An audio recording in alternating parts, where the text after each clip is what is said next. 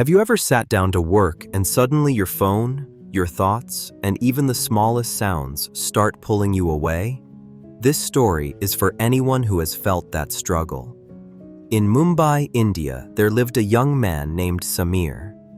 He worked in a busy marketing agency where messages, sounds, and tasks attacked him from every direction. He tried to concentrate on one task, but his mind could not focus. Even at home, he could not read a page without checking his phone. He could not finish a task without drifting into daydreams. He felt like his mind belonged to everything else except himself. One evening, after missing an important deadline due to distraction, Samir sat alone on his balcony with a heavy heart. He whispered to himself, "Why can't I control my own mind? Why does everything pull my attention away?" That night, he remembered a story his grandmother had once told him about a monk who lived in the hills nearby. A monk people visited when their hearts or minds felt troubled. With nothing to lose, Samir asked his boss for a short leave, packed a small bag the next morning, and traveled to the hills. Hours later, after a long climb, he reached a quiet monastery. There, under a tall cedar tree, sat an old monk weaving a basket from thin bamboo strips. Samir bowed respectfully and said, "Master, I am losing my focus. My mind gets pulled by every sound, every thought, and every worry. I want to concentrate on my work, but I fail again and again. Please guide me." The monk smiled gently and said, "Sit with me for a moment." He handed Samir a half-finished bamboo basket and asked him to weave one strip into it. Samir tried, but the strip kept slipping out of his fingers. He tried again, but the entire basket bent to one side. He grew frustrated and said, "Master, this is too hard. My hands cannot stay steady." The monk replied, "Your hands are not the problem. Your mind is trying to hold 100 things at once." Before Samir could respond, the monk asked him to follow. They walked to a courtyard where dozens of colorful prayer flags fluttered wildly in the wind.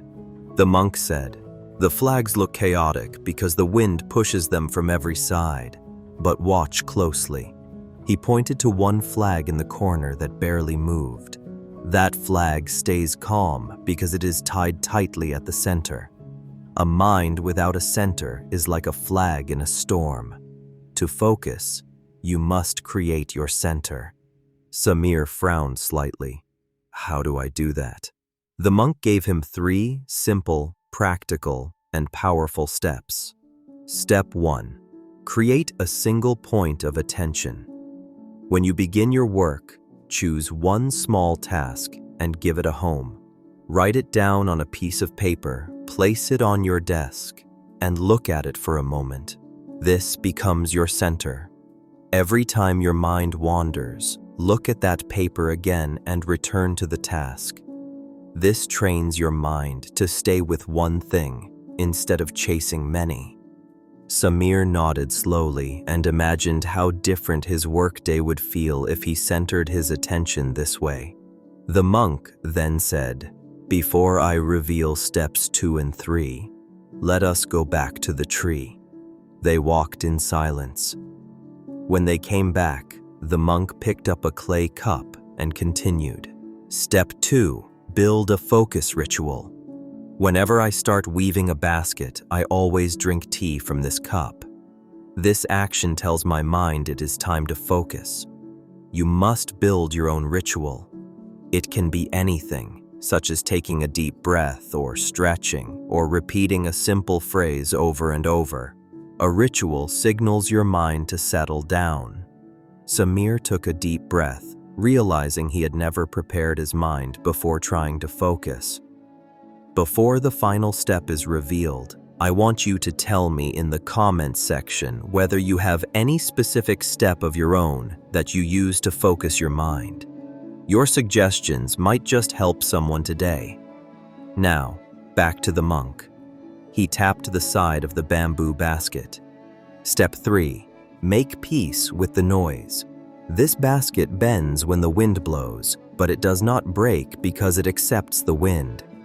Your mind must accept distractions rather than fighting them. When a sound or thought pulls you away, note it for a second, then gently guide your mind back to your center. It is the same center which I told you about in step 1. Just tell yourself, my work is more important, not this distraction. Do not battle every distraction. Guide yourself instead of forcing yourself. Hearing this, Samir felt something shift within him.